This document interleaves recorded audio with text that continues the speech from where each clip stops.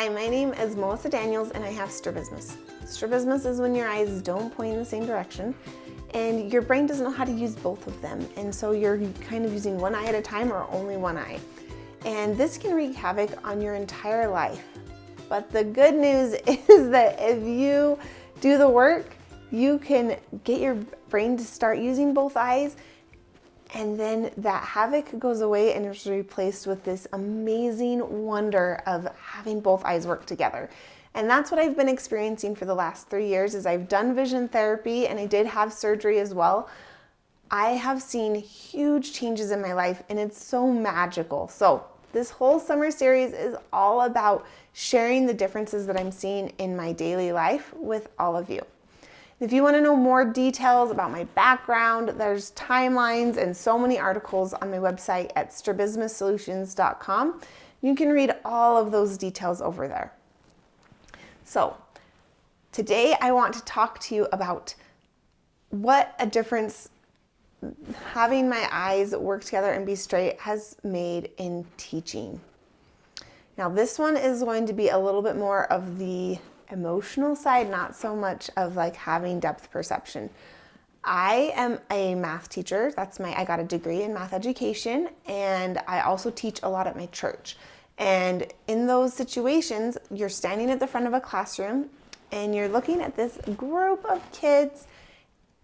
And if you, okay, so I don't know how it is I do know how it is for normal people now. But I'll just kind of explain what it's like when you have strabismus. So because your eyes aren't pointing the same direction, when you want to call on somebody and you look at that person and say that, they're raising their hand and you say yes, that you might say, what's 2 plus 2? And then someone raises their hand and you say yes, and you gesture towards them or look at them and they don't respond. And then they look confused, like, are you talking to me? And then they're looking over their shoulder, trying to figure out if you're looking at them. Now, as a teacher, what I would do to combat this is I would learn everyone's names as quickly as possible. Their pictures would show up on like my rosters, and I would try to memorize them as fast as I could, because then you could call on them by name. You could say, yes, Tim, go ahead. Yes, Mary, go ahead. You have to use a name because otherwise they don't know if you're looking at them or not. And this is really hard when you're teaching high school and you have like 120 students. It's just impossible to keep track of all of their names. And so for the first few days, you just have a lot of really confused students. And so then you start gesturing and you're like pointing like, yes, you right there in the red shirt. And you're like describing what they're wearing. And it's tough. The same thing can happen when you're teaching in church, even in a small setting, and you've just got like 10 kids in your class and you're trying to call on somebody. And again, like, if you don't know their name, they don't know if you're looking at them. And there's always this like awkward, like over the shoulder glancing, like, are you talking to me? Is it me? Is it them? Okay. It's just kind of the worst. I mean, I hate to be a complainer. I try to be positive and like you can think whatever you want and change your thoughts and all that good stuff. But I'm just going to say it's just not that fun to have people not know if you're looking at them or not. It's not the end of the world. They're not being mean. I don't take it personally, or like someone's trying to attack me by not knowing I'm looking at them. Like, I get it. If I had somebody with strabismus teaching my class and they called on me but not by name, I wouldn't know if they were looking at me either. So I get it, but also it's just really hard and not that fun. So here's the big change that I've seen since doing vision therapy and having surgery and having my eyes be straight.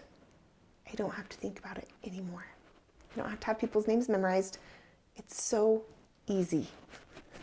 You simply look at the person and say, yes, go ahead, and then they answer. It's like this human connection. It's this unspoken thing that people understand what eye contact means. They can tell where your eyes are pointed, and they know you're pointing them at them, and they know it's their turn to speak. I know, is that too simple? It is. It's so easy. I don't think about it anymore.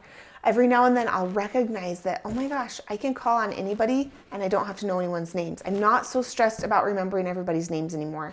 I still want to learn people's names because I want to be the kind of person that knows names, but it's not this like overbearing like anxiety about like, what's their name? I have to know their name, because if I don't know their name, they won't know I'm talking to them.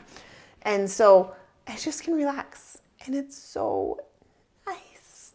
So yes, is that vain? Maybe a little bit, but you can't talk about the benefits of having your eyes straight without talking about that, because I'm telling you, it's been amazing. So if you want to learn more about how I decided to do vision therapy and why I decided to have surgery, or if you are trying to investigate this for yourself, definitely head over to my website.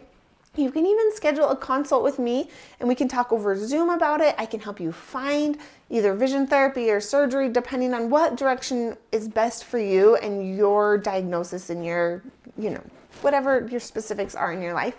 And that's strabismussolutions.com/consult. And I just hope that there's so much hope for people who have struggled. I know I'm not the only one who's had those struggles. There is hope, and it gets so much better, and it's worth the work. It's so wonderful. So I hope you join me in the journey from strabismus to stereopsis. See you in the next video.